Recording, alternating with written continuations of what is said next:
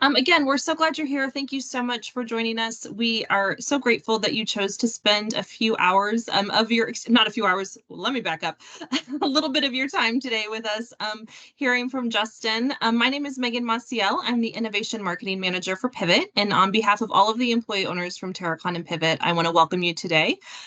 We're really excited that you're here today because we are kicking off our newest webinar series, Powering the Future, Innovations in Renewable Energy Technology. Today, you're going to be hearing from Justin Calvert. But before we get started, I just have a few announcements that I wanted to make. As I mentioned, this is the first in our renewable energy series, and we hope that you'll join us next week as Chris Ariante from Nera Energy comes together with us to discuss the value of injection site studies and how Pivvot and Nera have partnered to address limitations related to substation capacity. Also, today, Justin's going to talk briefly about the benefits of a data API and whether this is the best decision for your business. And if you would like more information about a data API, be sure to register to attend our webinar dedicated to exploring API on August 31st. And then finally, to finish out this series, we're going to be discussing the Inflation Reduction Act and how you can maximize your renewable energy investment through these benefits. Plus, you will be able to see Pivvot's brand new innovative IRA data layer in action with a demo. I'm going to be dropping registration links for all of these webinars in the chat. So if you have any questions, please don't hesitate to, you can always reach out to us, but you can also go ahead and register for those next webinars in the series now. And it's just a reminder, we know that schedules are busy and sometimes it's hard to get away for a live webinar, but we always email out the recording after the webinar. So even if you're interested in any of these topics but aren't able to attend live, go ahead and register and we'll make sure you get those recordings. Also, as another announcement, if you're planning on attending RE Plus in September, please come visit us. We will be inside the Terracon booth number 3464 in Sands Level 2. Myself, along with Rob Hernandez and Colby Smith, will be here from Pivvot, as well as Mike Frawley from Stage 1, who some of you may know. And if you're interested in learning more about Terracon Stage 1 or Pivvot, please come stop by our booth. We'd love to meet with you and talk with you. I'm also going to drop a link in the chat to see if you would be interested in scheduling time for a personalized Pivvot demo. We will be doing those live in our booth. And so if you're interested in doing that, please go ahead and secure your spot. We have several spots already filled and the schedule will fill up. So if you're interested in that, you'll be at RE Plus. You can go ahead and click on that as well. And finally, before we get started, safety is not something that we just talk about here at Terracon and Pivvot. It's something we live out. And one way to have a continued focus on safety is through IIF Moments. So at the beginning of our meetings, we have moments. IIF stands for Incident Injury Free. And it's just a reminder for everyone, whether we're out in a field, in a lab, at an office, or in our home offices like myself, that we all have a responsibility for safety. So today I just wanted to take a few minutes to share an IIF moment with you that's personal to me and to a lot of people right now. For most of the country, school has started or will start this week or in the next coming weeks. My girls just started 4th and 5th grade this last week, and I can't even believe it. Time is flying. But as kids return to the classroom, it's really important to remember the safety precautions in place to keep us all safe during this really exciting time. Make sure you remember to obey the speed limits in school zones. I know for me, when I was taking my kids to school this morning, I thought how quickly it goes from 40 miles per hour down to 25 miles per hour in the school zone. And also be aware of crossing guards in the school zone. Even if you come up to an intersection, you have a green light, approach with caution and make sure that there are not children in the intersection or a crossing guard helping them. And also, in our neighborhoods, be aware of all the school buses and the laws that we must follow to keep everybody safe. I know sometimes we can be in a rush, and if we're following a bus and they're stopping and loading and unloading, it can be really tempting to go around them, but don't do that. That is very dangerous. Familiarize yourself with the laws related to bus safety in your community, and we're all responsible for keeping everybody safe. So again, it's a transition into a new school year, and just as a reminder, make sure that we're following the traffic laws and that we're watching out for those kids because they're really excited. All right, so now I want to introduce you to today's speaker, Justin Calvert. Justin is the Director of Software Engineering here at Pivvot, and today we'll be discussing how you can utilize technology to maximize your renewable energy projects. If you have any questions during this presentation, please go ahead and put them in the chat, and we will answer them at the end as time allows. If for some reason we're unable to answer all the questions during our time together, we can reach out to you individually after the webinar. And as always, you can always reach out to Justin or myself anytime. And with that, I'm going to go ahead and turn it over to Justin. Thanks, Megan. That's a great IIF. It hits home here as well. So appreciate that one. Before I get into the agenda, quick introduction to myself. My name is Justin Calvert. I've been at Pivvot for over 5 years now, and I've had a number of chances to interact with a lot of you, a lot of our users in various ways. I've been involved in the technology space, especially as it relates to energy, for over a decade, and heavily focused on the GIS or the spatial side of things. I've been out in the field collecting data, building maps, playing that traditional GIS analyst role, and then moved into technology, and here I am at Pivvot now. So I've had the ability to go out to a number of offices and see a number of things, and more importantly, work with a lot of really talented, knowledgeable people. And I'm hoping to communicate some of what I've learned through this presentation here. The agenda, what we're going to go through today, looking at how to utilize technology in your project, how you approach that. We're going to look at the criteria that you want to examine when you are trying to choose your path, right? And that's going to be budget, expertise, and schedule. And I'll talk about each one of those. But that's, to me, those are some really good decision points to help shape how you're going to approach your solutions. The paths to approach those solutions are going to be build, buy, and integrate, classic, classic criteria with which to choose your solution. Once we get through that, we're going to take a step back and go to a Pivot Lab section. I want to give you guys a sneak peek of something we've been working on, just to kind of step away from more the philosophical approach to solutions that your business needs, and just show you some of the things we've been working on. And really the ask here is, please provide us feedback. We want to know if what we're doing is interesting to you, how you would use it. Do we have it right? Is it close?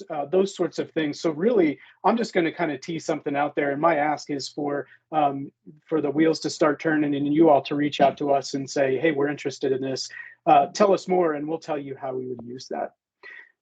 After that, we'll get back to build, buy, or integrate and talk about your job as problem solvers within your company. We'll talk about accelerate, and really what that means is where have we seen success, right? What are the things that you need to do to ensure success as you solve problems, and do that by applying technology to those problems. And then balance, right? We're using technology to solve problems, and at the end of the day, it is a matter of balance, making good decisions, and making sure that you're doing the best thing for the company. I don't like when a presentation kind of waits till the end to tie it all together. So I'm going to start with the gist of what we're going to talk about. And at the end of the day, the target here is could be developers, right? Could be other problem solvers, team leaders, really anybody inside of your business that's trying to build out a workflow or solve hard problems. And maybe you already have a solution out there for that problem and you're just looking to make it better, or you have more of a legacy solution and you need to replace that, right? So there's a number of different criteria, and I tried to make this as broad as possible so it applies to as many of you as possible.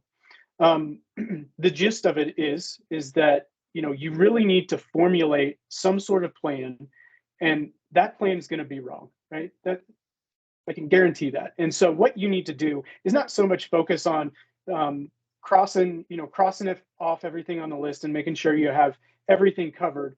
The act of planning itself is what's going to be valuable, right? And the main thing here is that plan, part of that plan is already, we're going to figure that out as we go, right?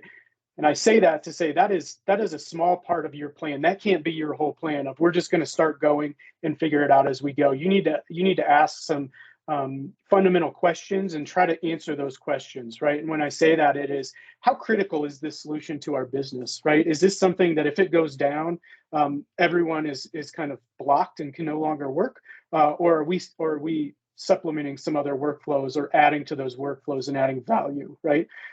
Where is the source of the truth, right? Is this solution going to be where people go to find the one source of the truth for specific data or information that is critical to their workflow, right? Answering some questions around some of those items is really going to dictate the way that you approach the problem, how big it is, how long it takes.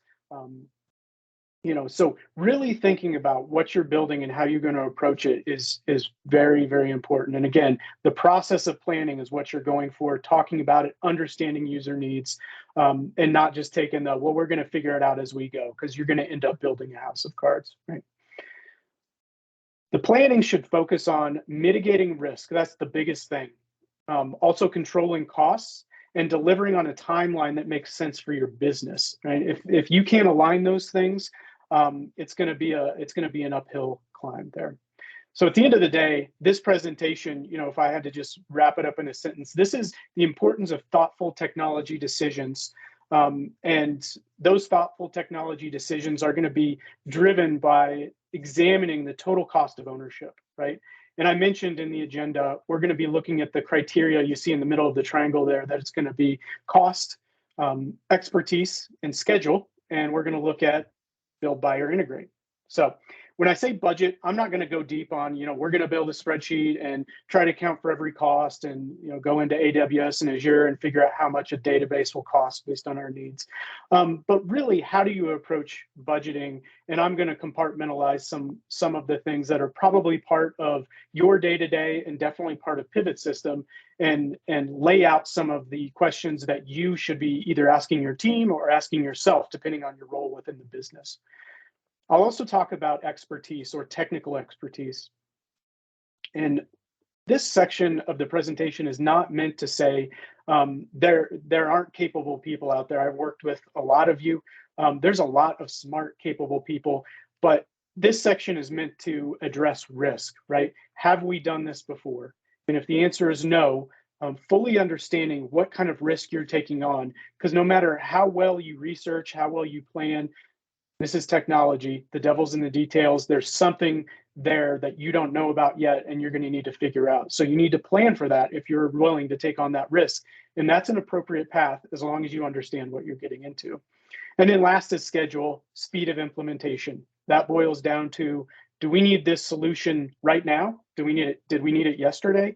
Or do we have a month or 3 months or a year, right? And again, that's going to depend on what you already have in place. Do you have an existing workflow that you want to continue to build out or iterate on? Or do you have a legacy system, a legacy workflow that's good enough and you can limp along with it for a couple months while you build out something a little bit more robust and a little bit more tailored to your users' needs, right? So those are the evaluation criteria, and we're going to start with budget. In budget, I think the best way to look at budget is to look at the data that your system needs. And this isn't data that you're going to create in the system. I think a lot of us on the phone here, and especially as it relates to renewables projects, are going to need to deal with environmental data, basic jurisdiction data, those sorts of data sets that are going to fuel the rest of your system, right? This is the foundation that you're going to be building your system on top of. And so just compartmentalizing the data piece of the system, should be asking yourself, what is the true cost of collecting that data, normalizing that data, and updating the data, right? And here you need to be realistic about the true cost of your solution, and in this case, the true cost of data and collecting that data, right? So as a team, you should be asking yourself, where's the data coming from, right? Can we trust it? Has it been vetted? Is this an authoritative data source coming from a government, either local or federal? Or is this something we found on the internet and it's like, we don't know what's going to happen, right? How much data are you going to have? Are you going to have a couple data sets that you need to solve your problem? Or do you need 50 plus data sets, right? As most of you know, at Pivvot, we have a lot of data provided in the system, and we're set up to do that, right? There's a lot of overhead that goes into that, but it's worth it to our customers. It solves a lot of problems. Are you going to store or retrieve that data at the time of, right? Again, two different strategies, two totally different implications to the budget. Is that if you're storing it, there's going to be cost associated with that. If you retrieve it, you're taking on the risk of, again, where's that data coming from? And then is there a consistent structure? And this is probably the most important part, right? If you're building a process on top of data that could change or will change, you need to account for that. And if that change happens, once a year, if they're changing the schema, you could probably accommodate that. If it's the ground's moving underneath your feet, that's probably not a good place to go, right? So where do you need to go to approach that? So looking at that, the true costs of collecting, normalizing, and updating the data. If your approach to data is we're going to collect it and we're going to update it when we have time, that's not a great approach, right? You're going to need to plan for, all right, we need to regularly update this data. How are we going to do that? Who is going to do that? how do we look back and make sure that those data have been updated, right?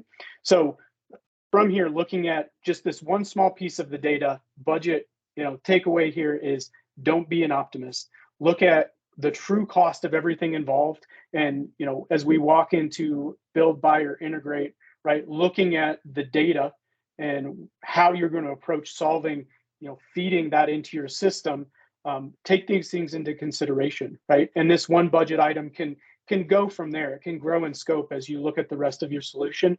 But I think the data component really illustrates some of the questions that you and your team should be asking as you approach building out these solutions, right?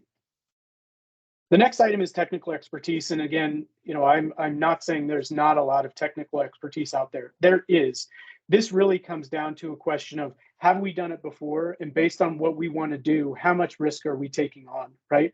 Geoprocessing is the perfect example of that. For those of you that are coming from the GIS side of things, you understand some of the challenges with processing that spatial data, right? It's one thing to store information in a table inside the system.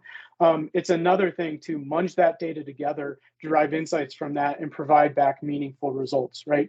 Artifacts are created. There's a number of challenges involved there, and that's where you really need to look at what you need to do in the system. If you're just managing project data inside of a table, that's a pretty straightforward approach, and it's a pretty straightforward solution to solve. And there's a number of people out there that have years and years of expertise doing that. Once you get into the spatial side of things, it changes, right? The pool of talent there gets much smaller, and so you need to figure out, has your team done this before? If they haven't, are we going to allocate additional time to troubleshoot, work through all of the things that are going to come up as we figure out, right? And that screenshot there is showing Pivvot, the output of Pivvot's usable area calculation. Great example, right? Very useful to take all of this environmental data and other data sources we have inside the system and say, based on this site, we want to pull this out because we're not going to be able to build on a wetland. We want to pull this other thing out, right? That spatial processing task, we have people with years and years of spatial processing experience, and we have gone around and really nailed this down, right? So as you look at trying to solve that same problem, you need to be looking at the scale of the processing that needs to be done. Is your team prepared to build out something that can run usable area on the whole United States, right? You probably don't need that, but it's a kind of an extreme example of what you're trying to solve. The level of configurability that you need to input into your system or your solution, right? This is really hard because where people tend to gravitate towards too is just making everything as configurable as possible. And then it becomes overly complex, right? So how configurable do you really need to make the solution that you're building, right? If it's very targeted to a specific problem and person inside your company, you should have limited configurability, right? If you're building out a general tool for your company, you're probably going to have to deal with some level of configurability, and you're going to need to be very opinionated about where you put that in the system. I've already mentioned, have we done this before? Huge question, right? If you're looking at trying to solve a problem and you haven't done some heavy geoprocessing elsewhere, you're going to want, again, allot some additional time or seek some outside help to say, hey, you've done this before. Can you help us kind of work through it, right? How will the output be used? This feeds into the last one, have we done this before? For those of you that have access to Pivvot, you know that our usable area calculation, you can use slope classes in that calculation. If you need more detailed information, you can use high resolution slope, right? If that's a business need to have that data participate in a usable area calculation, you need to ask yourself, have we done this before, right? Have we obtained that data, worked with that data? That is known to be a very heavy data set, right? And really streamlining that process and making sure that it works well is hard to do. Ideally, you ask yourself if the business needs it, and if they don't, then you don't need to worry about that, right? So you need to be asking some deep questions about the problems you're trying to solve. Who do you have in place? Who do you need to go out there and find? And that's not to say you can't add expertise, but that's going to feed into, building out a team and maintaining that expertise so your solution continues to run. And then, do we have a trusted partner? I mentioned, right? If you haven't done this before, finding somewhere to reach out. And this could be your cloud provider. It could be AWS or Azure. It could be, Pivvot. It could be someone else. But find those people that have that expertise if you are choosing to take on some of this risk, or, and when I say risk, doing something you haven't done before. So consider the technical expertise on your team. It's probably a lot out there. You can also grow it, right? Figure out where you want your team to grow, get them in the trainings, and start to build the team that can run the solutions that you're putting in place. The last item here is going to be schedule. And this screenshot is, I show this every chance I get because this is the best illustration of how you should approach these problems, right? But at the end of the day, schedule, you as a, either technology leader, developer, problem solver, are going to want to set yourself and your team and your business up to iterate based on need. And need in my diagram is explained working left to right, right? If you need to get from point A to point B, a skateboard will work.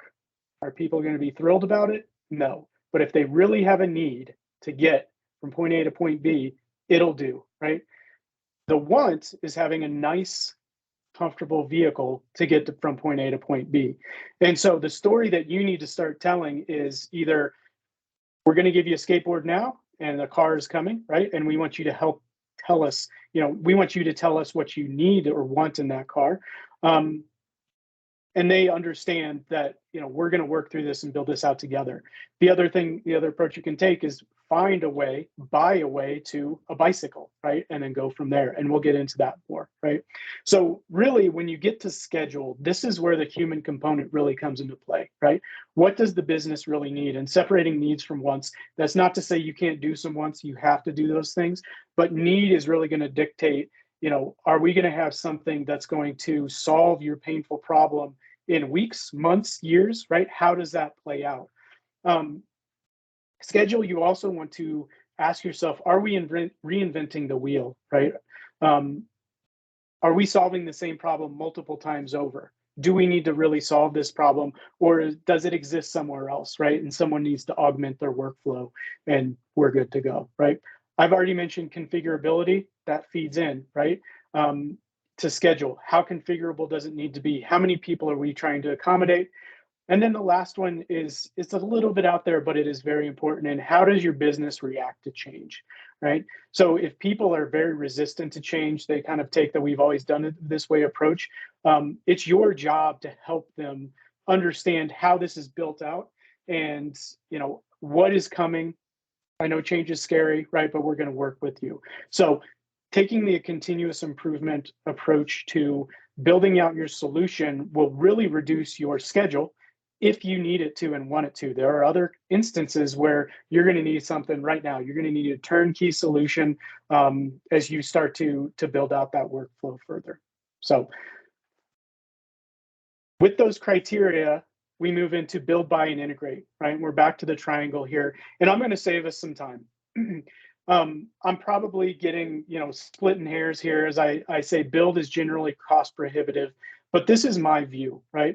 When we get to build, you're really going to ask yourself, if the system goes down or if a part of our system or solution goes down, are we going to be looking internal to the company to get it back up?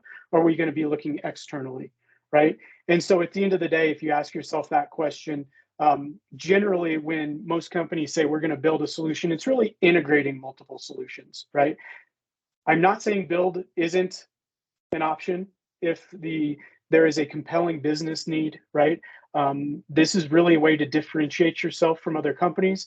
But again, you need to understand that from a budget, expertise, and schedule perspective, those are all high, right? So at the end of the day, I'm just going to remove this. This is outside the scope of this presentation. If this is of interest to you, my email will be on the last slide. Feel free to reach out. If you have other contacts at Pivvot, feel free to reach out. We're always happy to talk through these things with you. But we're going to focus on the other two items, which is buy versus integrate. And buy is get a subscription to something, buy a product. Could even be buy people, right? And I say buy people, buy help, buy some services from folks to help you solve your problems. So at this slide rolls up into buying COTS or commercial off-the-shelf software, and then integrating is the path you want to take, right? This isn't a one-size-fits-all solution where you just buy and it solves all of your problems. If somebody comes with a software solution, they say this is going to solve all of your problems, soup to nuts. That tends to be a red flag, right? They could have different parts that solve your problem, but at the end of the day, as most of you have probably experienced, you're going to find a commercial off the shelf product, and then you're going to need to either build a workflow around that, and that's going to solve a small part of your workflow, or you're going to integrate it, right? They're going to provide that solution, and that's wrapped in an API, and you're going to be able to use those API endpoints to really streamline the workflow, right? And expand the amount of that workflow that the solution covers. So looking at commercial off the shelf, right? Budget's right in the middle. This is going to depend on the problem you're trying to solve, but low expertise and low schedule. If you need to get going today, right, you're going to look at commercial off the shelf. If you have a little bit of wiggle room, if you have an existing solution and you're just looking for a better way, or looking to expand that solution, you could probably focus more on the integrate side, but commercial off the shelf is a great way to go. So it's not really versus, it's how do you use both of these things together. From integrate, right, budget's about the same. And again, this is going to depend on the scope of the problem you're trying to solve. Technical expertise gets a little bit higher. And this is where, depending on where you're getting that integration from, you can lean on that partner, right, to help you implement it, help you understand the best way to go about the implementation there. And the schedule's longer, right? And again, how much you're going to, how much you're biting off here is going to dictate the schedule. But ideally, that schedule is greatly reduced from kind of taking that, we're just going to fully build it, right? So at the end of the day, you want to look out there for commercial off-the-shelf solutions and ways to fuel and integrate and expand into your workflow, right? Good example. I'm going to give a Pivvot example because that's the world I live in, right? We have a sliding solution. We provide an API that serves our data out, right? You can get people off and running using the commercial off-the-shelf solution, and then get a team together to start to figure out how to leverage and feed your system with our data, right? And we'll get into a little bit more of that. I'm going to pause here, and we're going to come back to this slide, and I'm going to switch over to the Pivvot sneak peek, right? The Pivvot lab, and just kind of show off. It's not a demo, but it's an example of something we're building. It is live. It is, we are doing, some proof of concept work here. And I'm very interested if any of you have feedback, if this is interesting, even if it's not interesting, saying you guys are kind of going the wrong direction there, please just pull us back and say, this isn't really useful to us, right? So we're looking for any and all feedback. We'll say code name, right? The name we're using internally is Route XP, Route Express. Most of you know we're not just citing, we also do linear corridor routing. That's a space that we've been in for a long time, and we are very good at it, right? So we were looking at that and trying to figure out how we can take it a little bit farther, and we came up with what is right now an API, right? It is a way to access this programmatically. And what I'm showing in the screenshot there, those three purple lines, there's three because it splits off between two sites there in the northwest corner, is the ability to generate these routes in minutes, right? And it's gonna vary based on the length of that route, but it is a high-speed routing process. And what you give up for that high-speed routing is the configurability, right? If you need to get into the data and really configure and nail down the data that's going to participate and dictate those routes, that is our route application. If you want to do some preliminary routing, route from an injection point to potential sites, if you want to look at potential transmission line corridors, cost estimation, any of those items, this is where we potentially see this solution fitting, right? So if this is of interest to you, think about how you would use it, and please let us know, because again, this is a fledgling API, and it could be, we want to see this in citing, we want to see this built into route, right? API is interesting to us, but we're really not in a place where we want that from a programmatic perspective. We're interested in hearing about that, because we're trying to figure out how you all can leverage that solution and really put it to use, right? So feel free to reach out. My email's at the end. I think a lot of you have other contacts within Pivvot, so reach out to whoever you're comfortable talking to. there's the sneak peek, and it was definitely a peek. But I think it's really interesting. I've been playing around with it, and it's a lot of fun. Buy versus integrate, right? So at the end of the day, you're going to be looking at those two paths and trying to figure out how to fit that within your schedule using the expertise you have in house, right? Or finding expertise outside of your company. I always recommend having a good skill set built into your team, because that external help, right, that's really going to streamline the process and accelerate from there. So you're going to want to lean on the expertise internally, and then find help outside using commercial off the shelf. And integrate really, in my mind, boils down to integrating others' APIs so that you can build out your workflow, right? So with that, your job as a problem solver, right? This is the mindset that you and the rest of the folks that are helping you build these solutions out need to have. And it's going to come down to three main things, right? There's a lot here, but these are the three that really, in my mind, help people move ahead. And the first one is move deliberately, right? If you think back to the gist slide where I kind of laid out where we're going to go, the plan is important, but planning is really where the magic happens, right? And understanding the role your solution plays in the business. Is it a critical business system, right? If it is, you need to assess the risk of making sure that people are there and ready if something goes wrong, so that that system can keep functioning and your business can keep functioning, right? Are we the source of the truth, right? If we have an incident and the data goes away, are people going to be looking to us, or is that data reside somewhere else? And is that the single source of the truth? The other important thing there is, if you don't have a single source of the truth, you're going to have conflicting information, and your system is not going to really provide as much value to your users as you want it to do. Choose your battles, right? And this goes back to the scheduling piece. It's really easy to try to make everyone happy, and you can get there. You just need to figure out how you're going to shape your solutions and who they're for, right? The more targeted, more focused you can build out solutions for, the better. So don't try to do it all. If there's a solution out there, lean on that solution. There's probably others that have similar problems. If there's a vendor that's solving that problem, they've likely talked to those people and found a happy medium that will come in and solve that problem for you, so you can focus elsewhere and really focus on differentiating your business, right? The other thing that I've seen a lot out there is the kitchen sink applications, right? This gets to the, we want this, we want that. And you need to be really choosy about the wants that you bring into your solution, because you're going to end up with, an application or an integration, or even a spreadsheet, right? That's trying to solve all your business problems. And then it becomes so complex that people just stop using it, right? So choose your battles. Move deliberately, and then finally be consistent. Be consistent in your technology decisions and your implementation patterns. And this is going to allow you to focus the skill set of your team, and also be able to ask very directly for help outside of your company, right?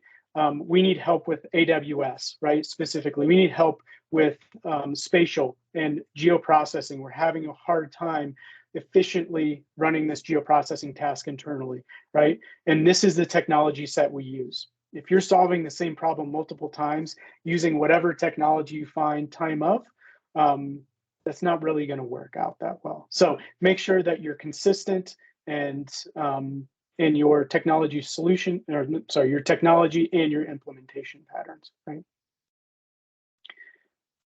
So with that in mind, to accelerate, right, to really move your project ahead, these are the areas where we've seen success. And these are teams that are open-minded, right?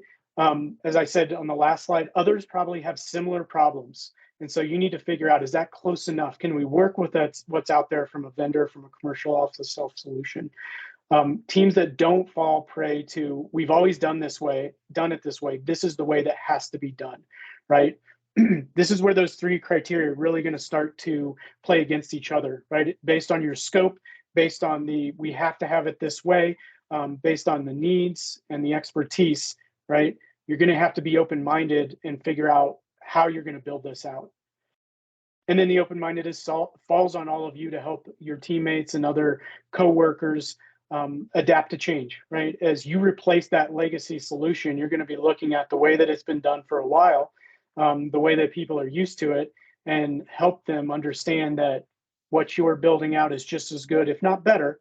It might just be a little different, right? In addition to open-minded, you need to be solution-focused. You don't get points for just doing cool things with technology, right?